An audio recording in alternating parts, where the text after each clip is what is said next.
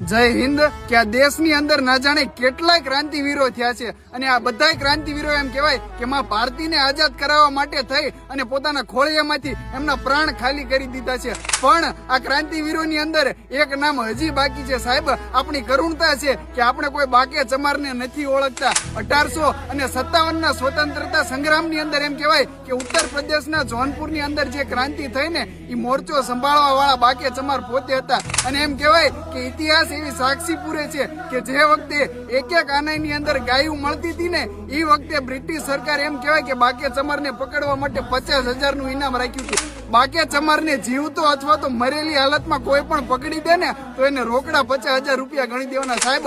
અંગ્રેજ સરકાર અને બ્રિટિશ સરકારની એમ કહેવાય કે રાતની ઊંઘ જેને હરામ કરી નાખી હતી ને એ બાકે ચમાર હતા અને એમ કહેવાય કે પોતે ગરીબ ઘરમાંથી આવતા હતા, પછાત સમાજમાંથી આવતા હતા। એમની પાસે બંદૂકના કે દારૂગોળાના કે હથિયારના પૈસા નહોતા પણ સાહેબ એની પૂજાઓમાં છે ને એ બળ હતું। ફરકાંત ભૂત થર તાંક અંગ રોમ રોમ ઉલટે ઉમંગ। એની પાસે પૈસા નહોતા, એની પાસે હથિયાર નહોતું તો પણ પોતાની પૂજાઓમાં જે બળ હતું ને એનાથી એમ કહેવાય છે ઇતિહાસ એવી સાક્ષી પૂરે છે કે જ્યારે પણ કોઈ ગોલો અંગ્રેજ કે કોઈ એનો સિપાહી સામે આવે ને ત્યારે બાકે ચમાર બે હાથેથી એની ડોક પકડી અને એનું ઘોડું મડીને એને મારી નાખતા હતા સાહેબ।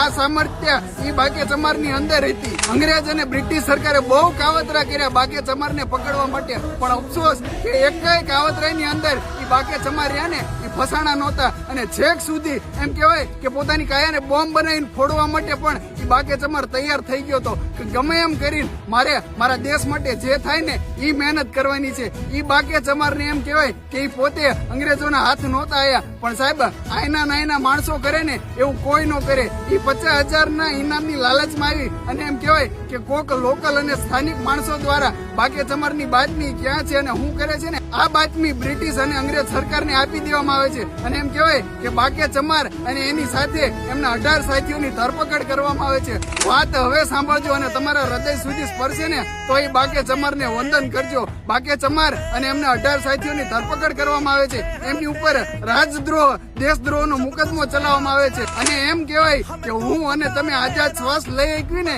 એના માટે થઈ એ બાકે ચમાર અને એમની હારે એમના 18 ક્રાંતિવીરોને 18 ડિસેમ્બર 1857 ના રોજ તારીખ સાથે માહિતી આપું છું। 18 ડિસેમ્બર 1857 ના રોજ ફાંસીના માચડે ચડાઈ દીધા હતા સાહેબ। આવા પણ વીરો આપણી દેશની અંદર થઈ ગયા છે પણ અફસોસ એ વાતનો છે કે હું તમે જે ચોપડીઓ ભણીને આવ્યા છીએ ને એમાં બધાયના નામ છે, એમાં બાકે ચમારનું નામ નથી। એટલે પણ એનું ખોળિયું રહ્યું ને એમાંથી પ્રાણ આ દેશ માટે છોડ્યો હતો, એના પોતાના માટે નહોતો છોડ્યો। જય હિન્દ, વંદે માતરમ।